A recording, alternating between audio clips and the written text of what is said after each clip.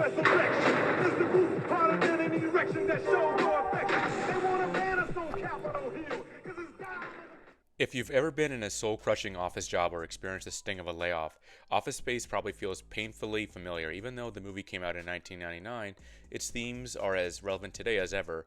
Let's dive into why this cult classic still feels like modern work life, and how layoffs, corporate culture, and resentment push its characters over the edge.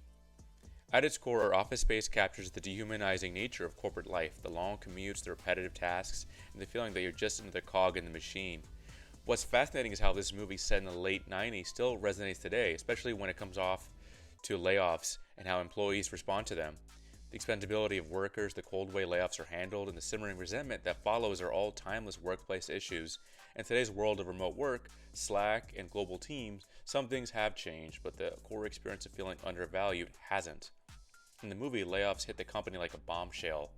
The consultants, the infamous Bobs, show up to reassess who stays and who goes with no real explanation. To the employees, it's cold and personal, entirely out of their control.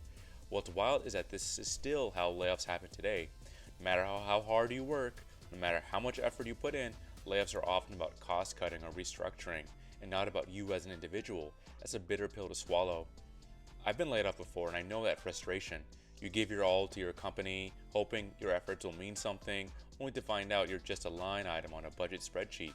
And in Office Space, that frustration boils over into outright resentment.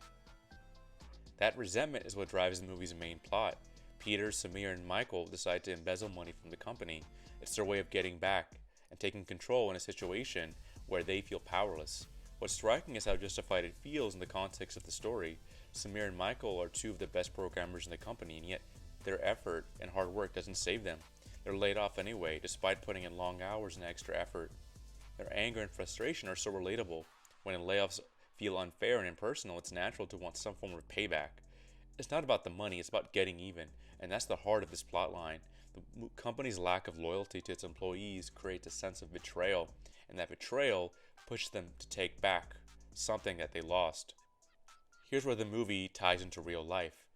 Companies today know that resentment can lead to retaliation. That's why when layoffs happen, employees are often locked out of their email and systems before they're even told. It's a harsh reality, but it's meant to prevent things like data theft, sabotage, or in extreme cases, embezzlement, just like in the movie. Ironically, those practices, like escorting employees out of the building, can create even more resentment.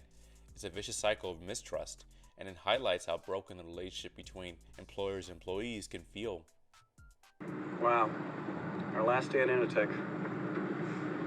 I can't believe they have security escort us out. Like we're going to steal something.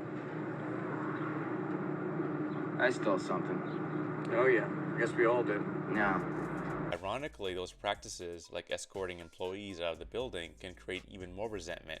It's a vicious cycle of mistrust, and it highlights how broken the relationship between employers and employees can feel. Then there's Milton, the movie's most tragic and hilarious character.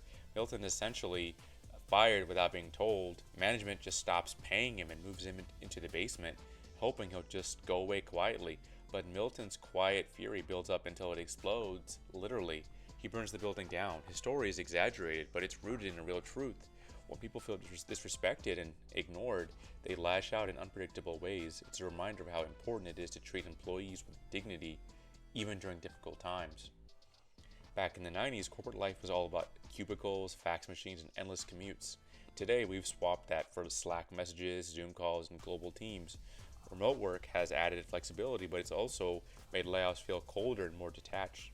Even so, the themes of Office Space, the monotony, the feeling of being undervalued, and the unpredictability of layoffs are all still incredibly relevant.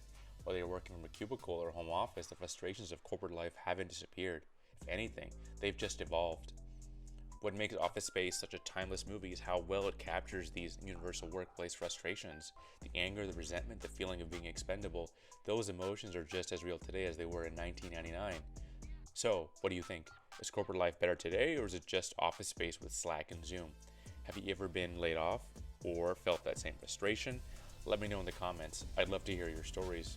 And if you enjoyed this video, don't forget to like and subscribe for more content like this. Thanks for watching, and remember, in the corporate world you might be expendable, but here, your voice matters.